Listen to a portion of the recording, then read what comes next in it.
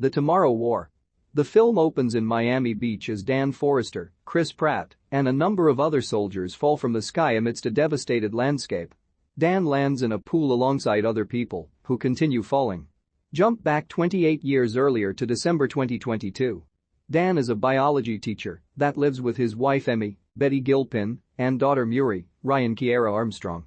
At a Christmas party, Dan is waiting to hear back about a job at a research institute. He gets a phone call informing him that they have picked someone else for the position. As he goes back inside to watch the World Cup with his family, the arena suddenly has some kind of wormhole open up, with several soldiers from the future coming out before the confused viewers. A female soldier, Lieutenant Hart, Jasmine Mathews, announces to everyone that in 30 years' time from that moment, humanity will be wiped from the face of the earth due to an overwhelming alien invasion. The hope is to recruit anybody they can to jump to the future and prevent humanity's extinction. A year later, riots and anti-war protests have gone on as the draft has been happening since the initial announcement, and there have been more casualties than anything. Hope for the future continues to dwindle. Even Dan's students can focus on their work because they feel that everyone is just going to die anyway. Dan is later called to report for a draft. After undergoing evaluation, he learns that he meets the qualifications because he has already died between the present and the time leading up to the invasion. He has a device placed onto his arm that will aid him in time jumping. It is also revealed that Dan was a squad leader in Iraq 15 years earlier. Given 24 hours to settle his affairs, Dan goes to Emmy's job, where she works as a therapist for people who return from the draft. Emmy tells Dan that there is one person who can help get the family to safety, but it is Dan's estranged father James, J.K. Simmons, whom he resents for abandoning him and his mother a long time ago. Dan visits James, who doesn't trust the government and has gone off-grid. Before Dan can ask for help, James says he has never wanted his help, which infuriates Dan because that's the only thing he ever wanted from him, although James says that he would have only made things worse for Dan and his mother. Dan returns home to Emmy and Muri, having to inform them that he has been drafted.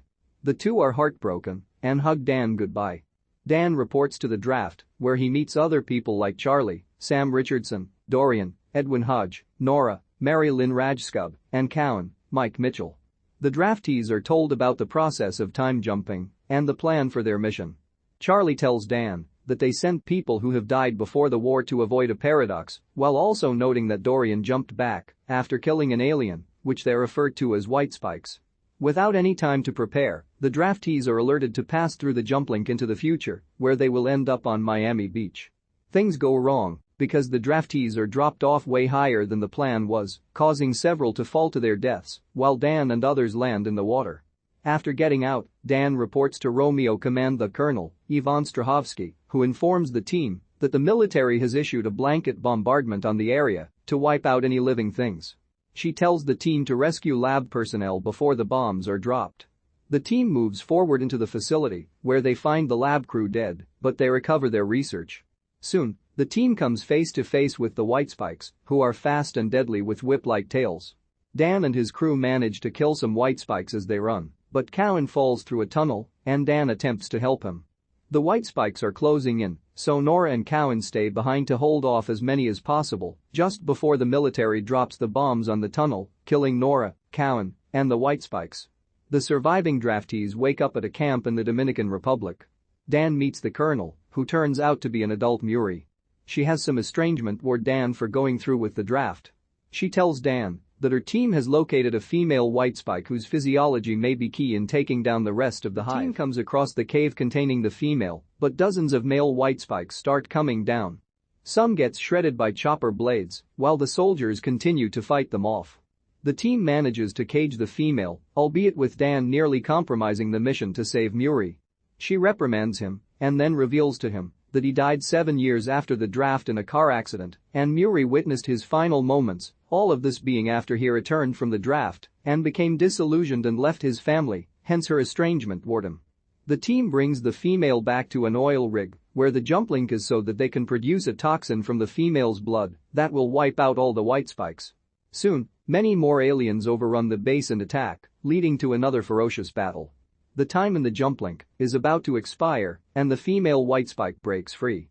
The female attacks and causes the bridge to collapse with Muri on there. Although Dan tries to save her, she lets go so that she and the female can die, while Dan and the surviving draftees return to their present year. Upon returning, Dan tries desperately to go back and attempt to save Muri, but it is futile as the jump-link is now offline, making the jump back impossible. He has also managed to hold onto the toxin, as they were unable to pry it from his hands. Dan returns home. While talking to Emmy, he tells her that he met Muri as an adult and worked with her. Emmy suggests that the aliens didn't arrive in 2048 when the invasion began, but that they may have been there much earlier. Dan then goes to a bar where he finds Dorian, who tells him that he has terminal cancer.